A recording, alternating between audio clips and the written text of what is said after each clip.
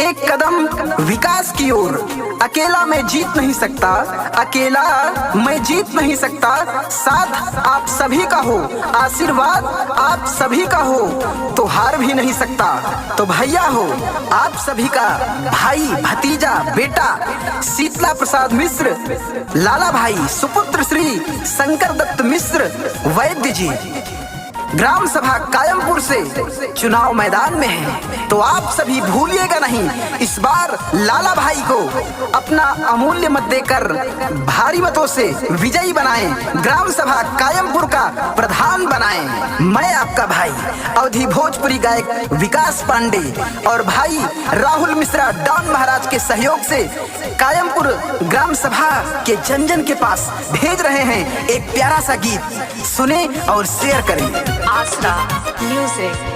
मांग ले आशीष चाची छू के चरनिया,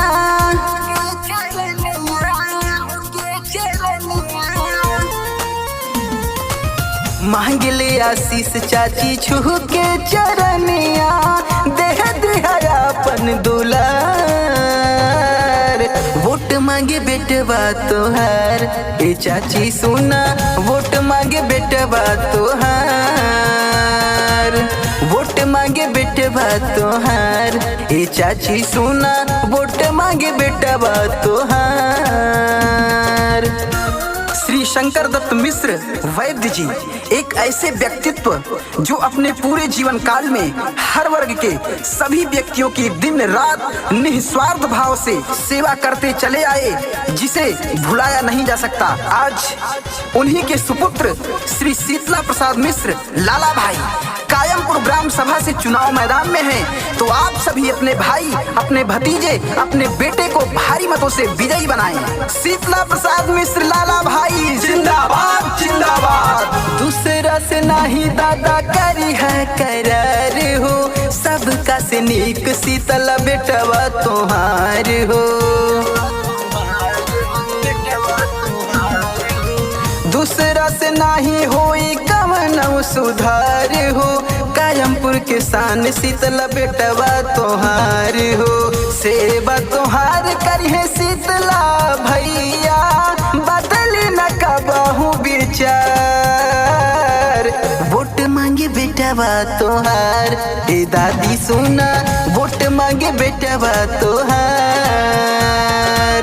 वोट मांगे बेटवा तोहार, ए दादी सुना वोट मांगे बेटवा तोहार। परिवर्तन की आवाज हूँ, सबकी सेवा ही इरादा है। परिवर्तन की आवाज हूँ, सबकी सेवा ही इरादा है। हर समस्या से लड़ जाऊंगा, हर समस्याओं से लड़ जाऊंगा, अपनी ग्राम सभा के जन जन से ये वादा है।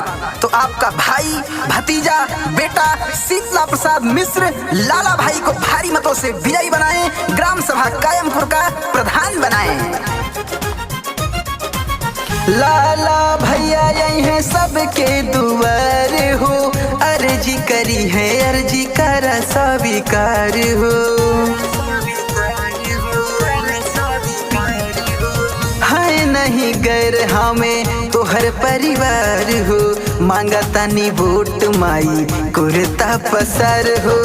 काकी चाची दीदी फुआ सबके दुलरुआ, शीतला भैया हमार। वोट मांगे बेटवा तोहार, ए दादी सुना वोट मांगे बेटवा तोहार। वोट मांगे बेटवा तोहार, ए चाची सुना वोट मांगे बेटवा तोहार। झूठे वादे नहीं करेंगे, झूठे वादे नहीं करेंगे, सपने सच दिखलाएंगे। विकास के दम पर, विकास के दम पर ग्राम सभा को चमकाएंगे। ग्राम सभा कायमपुर के हर बूढ़ बुजुर्ग, काकी चाची दादी, युवा वर्ग सभी को एक साथ लेकर चलेंगे, सभी के कदम से कदम मिलाकर चलेंगे। भैया शीतला प्रसाद मिश्र लाला भाई, शीतला प्रसाद मिश्र लाला भाई जिंदाबाद जिंदाबाद। शीतला बेटवा पे सबका गुरूर हो, बनी है प्रधान भैया अब की जरूर हो। नाली नल कॉलोनी मिली सबके जरूर हो, सबका के सुख मिली होई दुख दूर हो। गाँव गाँव विकास खातिर बहुत जरूरी सेहत ला भैया हमार।